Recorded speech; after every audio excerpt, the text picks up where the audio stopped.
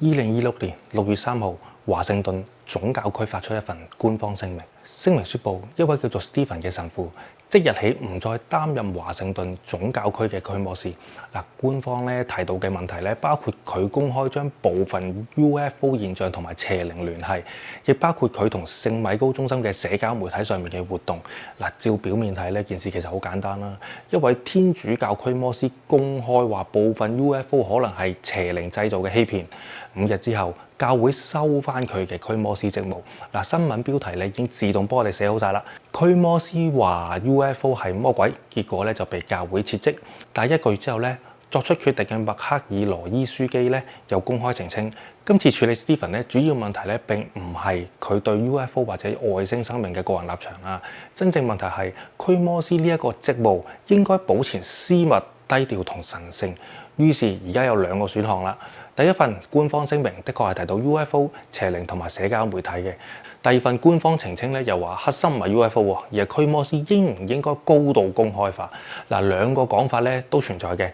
咁究竟邊個先係真正嘅原因呢？係 Stephen 嘅神學講錯咗啊？係佢將驅魔工作變成網絡節目啊？定係一位擁有大量追隨者嘅驅魔師開始形成咗一套於教區以外嘅宗教權威呢？呢一條片我哋唔係直接判斷 UFO 係外星人定係魔鬼啦，我哋係查一個更現實嘅問題。Stephen 究竟係講咗啲乜嘢啊？定係因為佢逐漸變成咗啲乜嘢而失去咗驅魔師呢個職務呢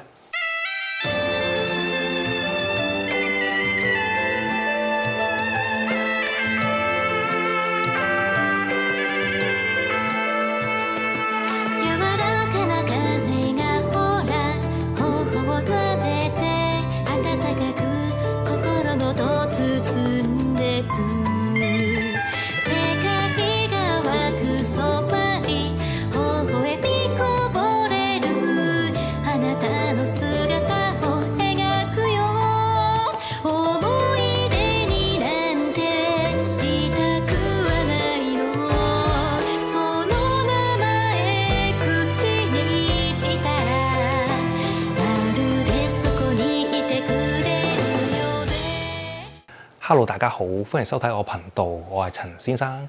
要判斷今次事件第一步唔係睇個新聞標題啦，而係收窄 Stephen 真正講過嘅範圍。2026年5月29號 ，Stephen 發布影片就討論外星生命同埋 UFO。佢嘅立場其實係分咗2層嘅。第一層佢承認一個天主教徒可以相信宇宙其他地方可能存在生命。換句話講啦，宇宙可能有其他生命。本身並唔必然違反天主教嘅信仰嘅。第二層，佢個人並唔相信目前流傳嘅外星人嘅講法，佢更加認為唔少 UFO 個案可能涉及呢個邪靈嘅欺騙。留意個分別啦，佢並唔係宣布天主教已經證實所有 UFO 都係魔鬼，佢係將自己多年處理驅魔邪靈、New Age 運動同埋呢個通靈現象嘅判斷，套入咗 UFO 嗰個個案度。問題亦都係正由呢度開始，因為普通人講啦，我懷疑 UFO 係邪靈，咁係我個人意見嚟嘅啫嘛，冇問題嘅。但係一個由總教區正式委任嘅驅魔師講同一句説話，觀眾就可能會理解成呢個係天主教教會對 UFO 嘅判斷。而兩者根本唔係同一件事嚟嘅。由 Stephen 嘅角度出發佢嘅推論唔係完全冇脈絡㗎。過去幾十年啦，唔少 New Age 嘅團體啦、通靈人士同啲所謂嘅外星接觸者啦，都聲稱自己接收到嚟自呢個高等生命星際導師或者呢個銀河文明嘅信息啦。佢哋所講嘅外星人往往唔似係科幻電影入面嗰啲坐飛船啊、採礦啊、研究生物嘅外星生命啦，反而更似一種宗教嘅角色。佢哋會傳遞呢個人生嘅指引啦、宇宙嘅真理啊、靈性嘅升級啊，甚至要求追隨者相信某一套嘅新世界秩序。所以Stephen多年嚟就一直警告，一個聲稱自己係嚟自其他星球，能夠傳遞靈性知識嘅存在，唔代表佢真係嚟自其他星球嘅。佢可能只係利用外星人呢一個現代人較容易接受嘅身份，取代過去嘅神靈啊、亡魂啊或者天使嘅形象。簡單啲講啊，古代人見到異象啦，可能會話：喂，我見到神啦。但係19世紀嘅人可能會話：哇，我接觸到亡魂啊。咁21世紀嘅人就會話：喂，我而家收到啲外星人嘅訊息。嗱 ，Stephen 咧就懷疑個名變咗啫，背後欺騙人嘅機制咧係未必有變噶嘛。咁呢個推論咧有宗教邏輯嘅，亦都相當有娛樂性。但有宗教邏輯咁唔等於係有證據噶嘛，係咪先？因為你咧仍然要回答一個問題。點樣確認一宗不明飛行現象背後係有意識嘅咧？點樣確認呢個意識係邪靈咧？點樣排除錯覺、氣象、飛行器影像、誤判或者係其他未知嘅自然現象咧？如果咧呢幾步全部都未完成，就由未能識別直接跳咗去邪靈欺騙，中間咧其實咧係跨咗一條非常之巨大嘅證據裂縫嘅。首先咧係呢個 UAP 啦，不明異常現象。咁 UAP 咧只係個觀測嘅分類啫，意思係目前資料未足以識別佢係啲乜嘢。嗱，唔知道係乜，唔等於證明咗佢係外星人噶嘛。咁第二啦係外星生命啦。嗱，假如宇宙其他地方真係存在生命，咁按照天主教嘅神學，佢哋應該可以係受造物啦，係咪先？可能係有肉身啊，有文明啊，有生物演化啊，甚至有自己嘅理性同埋呢個社會。咁好啦，到第三啦，天使同埋魔鬼嗱。喺天主教神學入面咧，天使同魔鬼係屬於靈體啦，唔係由另一個星球飛過嚟嘅生物種族啊嘛。所以咧最基本嘅邏輯應該係不明異常現象唔等於外星飛船，外星生命唔等於魔鬼，魔鬼亦唔等於所有科學暫時解釋唔到嘅現象。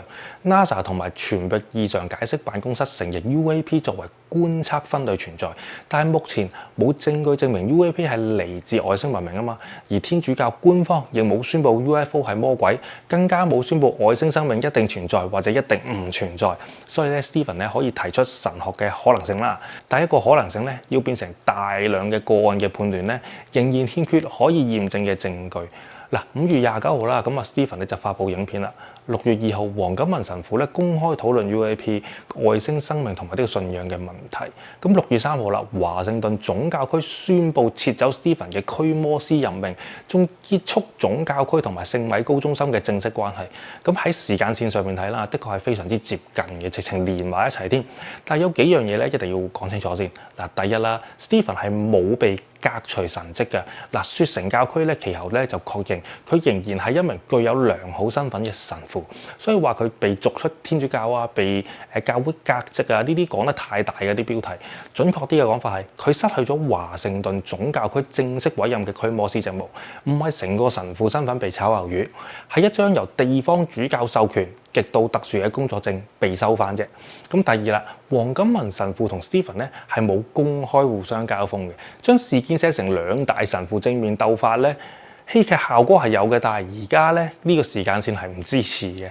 好啦，第三啦，6月3號官方聲明並唔係只係提 UFO， 嗱聲明咧同時咧提到聖米高中心近期嘅社交媒體互動啦，呢句咧即係成件事由 UFO 爭論轉向呢個驅魔職務嘅邊界嘅第一個重要線索。嗱，好多人可能會問啦，嗱，既然天主教本身相信魔鬼啦，係咪先？又有正式嘅驅魔禮儀喎，咁點解驅魔師唔可以公開講自己嘅工作咧？嗱，問題係驅魔唔係普通宗教嘅講座，驅魔個案咧通常涉及嘅咧就係非常之敏感嘅當事人資料、精神健康、家庭關係、個人創傷，同埋一啲無法由外界獨立核實嘅經歷。嗱，一個人啦話自己被邪靈攻擊，唔代表教會會即刻同意佢，哇係啊，你俾邪靈攻擊啊，唔係噶嘛。咁正式嘅程序咧，通常咧係要審慎排除精神健康、醫療或者其他可能嘅解釋啦。因為一旦太快將一個人嘅異常經驗就定義成附魔，咁後果可能係可以好嚴重嘅。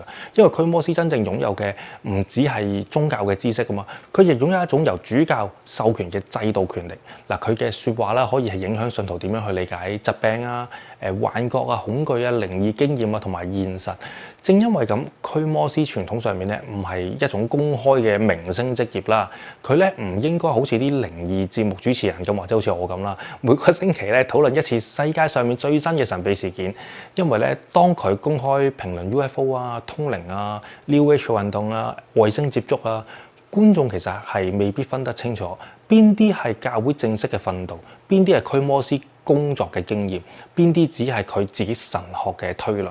而當三樣嘢溝埋一齊嘅時候咧，最容易出現嘅咧唔係魔鬼啦，係權威嘅混亂。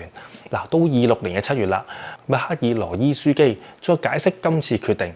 嗱，佢指出咧，核心並唔係教會要裁決 UFO 或者呢個外星生命啦，重點係驅魔師應該保持一種私密而神聖嘅牧職角色。嗱，不宜將職務高度媒體化。嗱，去到呢一度啦，成件事嘅問題已經改寫啦。一開始我哋就問啦 ，Stephen 係咪因為話UFO 係魔鬼所以被撤職呢？而家更加準確嘅問題係，當一位正式驅魔師將自己嘅個人神學判斷透過社交媒體大量傳播，教會應唔應該繼續俾公眾將佢視為教區授權嘅驅魔權威呢？嗱，留意下呢個咧唔代表 UFO 言論完全冇關。官方咧最初確實咧提到相關嘅言論，但係咧後續澄清顯示咧言論可能只係表面上面嘅爆點啦。背後咧更大嘅問題咧係一個本來應該低調、受地方主教監督嘅特殊職務，逐漸變成一個公開媒體身份。所以咧教會可能咧唔係單純反對佢講咗某一句説話，教會更可能係認為佢用咗驅魔師身份公開解釋世界嘅方式，已經超越咗呢個職務原本嘅範圍。咁網上面咧就有一個講法啦，天主教咧如果承認外星人存在，成套信仰就會崩潰。因為我都有講過，咁當然啦，其實現實係冇咁簡單嘅。梵蒂岡咧，天文台咧多年嚟咧都有神職天文學家公開討論外星生命啦，例如何塞同埋蓋伊等人啦，都曾經處理過外星生命同埋天主教神學能否共存嘅問題。咁基本方向係咩呢？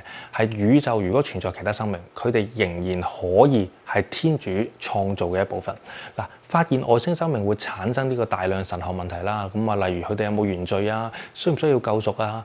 基督降生同埋救贖係只針對人類啊，定係更廣闊嘅宇宙意義呢？嗱，呢一堆問題咧係非常之複雜，但係複雜咧唔代表信仰即時崩潰嘅。所以教會咧目前嘅位置咧唔係宣佈外星人存在，亦唔係宣佈所有外星人傳聞都係邪靈，而係保持審慎。嗱，科學證據去到邊，神學討論咧先去到邊。呢個位置咧明顯同 Stephen 將大量 UFO 現象推向邪靈解釋咧係有一段距離嘅嚇。但係咧有距離又唔等於係異端喎，只可以話兩者使用嘅判斷嘅標準係唔同啦，把尺唔同。而家咧可以翻返去開場嗰3個答案啦。嗱，第一啦，可能咧就係 Stephen 嘅神學錯咗嚇，因為咧佢將大量 UFO 現象同邪靈關聯咗咧，確實咧超出咗教會目前正式立場。但係現有嘅資料唔支持話佢因為咁咧就被判定為係異端，亦都冇啲嘅資料顯示佢被革除呢個神職嘅。所以咧神學錯誤導致全面處分咧，就窒窒地啦，唔係好夠嘅。嗱，第二個可能啦，佢將呢個驅魔職務咧過度媒體化。嗱，呢個係目前證據最強嘅解釋，我亦都覺得佢係咁嘅。嗱，最初咧官方聲明除咗 UFO 言論咧，亦明確提到呢個社交媒體活動。後嚟樞機咧再直接指出，驅魔師職務咧應該保持私密，不宜變出高度公開嘅媒體角色。嗱，前後兩個講法咧可以同時成立㗎嚇。UFO 咧言論咧係具體嘅導火線啦，但係職務高度公開化咧，先係制度上面更深層嘅問題。咁第三個可能啦，就係教會擔心佢形成獨立權威。嗱，呢個咧都合理嘅推論嚟嘅。咁當然未有直接嘅證據啦，即係佢始終一個驅魔師咁容易就有呢個宗教權威。咁當一個驅魔師啦，咁的確嘅，當一個驅魔師啦，擁有大量追隨者，有自己嘅中心，有持續網絡內容，佢嘅個人判斷的確可能被信徒理解成宗教權威。從制度角度睇啦嚇，任何教會都係會關心一個問題嘅。嗱，一個代表組織發言嘅人，究竟仍然受到組織清晰嘅監督啊，定係公眾已經將佢當成一個獨立嘅品牌咧？嗱，但係咧到目前為止咧，絕對係冇資料證明咧，教會係因為妒忌呢個人氣啦，或者掩藏呢個 UFO 嘅秘密咧，而擔心 Stephen 咧就揭露咗真相而將佢封口嘅。所以咧呢一個只係我列為制度嘅分析啊，唔可以寫成係陰謀結論啊。嗱，而家咧我哋可以落一個相對固定嘅判斷啦。第一，嗱，可以確認嘅 Stephen 咧確實係認為唔少 UFO 個案咧可能係涉及呢個邪靈嘅欺騙。華盛頓總教區咧亦確實喺相關影片發布後5日撤走咗佢驅魔師任命，仲結束咗同聖米高中心嘅正式關係。第二，可以確認嘅係 Stephen 冇被革除呢個神職。嗱，天主教咧亦冇因為咁啦宣佈 UFO 係魔鬼啦，或者宣佈外星人存在定唔存在啦，係咪？好啦，到第三啦。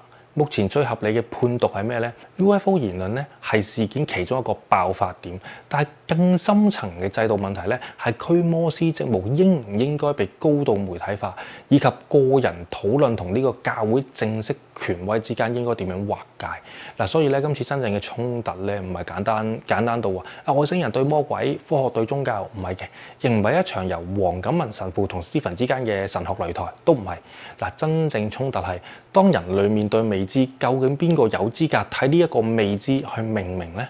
嗱，科學家就話：喂，暫時未能識別。咁外星人支持者就話：喂，係其他文明喎。咁驅魔師突然之間就話：喂，呢個係邪靈嘅欺騙。新聞媒體又仲勁，個標題係教會為 UFO 撤職驅魔師。但係每一個名稱背後其實都帶住一種權威，因為咧一旦你成功睇一件未知嘅事件命名，你就同時取得佢嘅解釋權嘅權力。嗱，開場咧我哋見到咧兩份表面矛盾嘅官方說法啦，咁一份咧就提到 UFO 同埋邪靈，另一個解釋就話問題並唔係 UFO 嘅本身。嗱，而家答案清楚咗啦，兩者並冇真正互相推翻，前者係講緊嘅導火線，後者講緊嘅係制度底線。Stephen 咧可能咧唔係因為知道太多而被封口啦，更加冇證據咧證明佢揭露咗外星人或者魔鬼嘅終極真相啦。佢真正踩中咗嘅係咩啊？係可能一條比 UFO 更加現實嘅界線。一個驅魔師可以有自己嘅判斷，但係佢唔可以利用教會授予嘅身份，將個人判斷變成公眾眼中嘅宗教答案。嗱，至於咧天空上面嗰啲不明光點啊，究竟係自然現象啊、秘密科技啊、外星文明啊，定係 Stephen 所講嘅邪靈欺騙咧？到目前為止仍然冇任何一方有足夠嘅證據。但係人類通常咧都係等唔切證據㗎啦，大家都係啊。我哋咧更加中意咧先幫呢一個未知改一個名先。而最危險嘅時候咧，往往就唔係我哋見到一樣解釋唔到嘅嘢，係有人太快同你講：喂，我已經知道嗰樣係咩啦。咁多位朋友，我會留喺美國一段時間，有冇加州嘅朋友或者三藩市嘅朋友咧，可以 email 我嘅，咁啊約下我，等我再了解更加多美國嘅事，好冇？多謝你哋。頻道嘅觀眾朋友，小弟誠意邀請散落世界各地嘅你。如果你中意玄學或者法科，或者對各種靈異故事特別有興趣嘅話，我都好歡迎你哋加入我嘅 WhatsApp 群組，一齊分享自己嘅親身經歷同埋感受，亦都可以俾我啦收集更加多靈異或者神棍嘅故事，等我可以分享上 YouTube 俾唔同嘅朋友知道啦。咁我哋個連結咧就已經喺影片簡介嗰度啦，等緊你哋啊！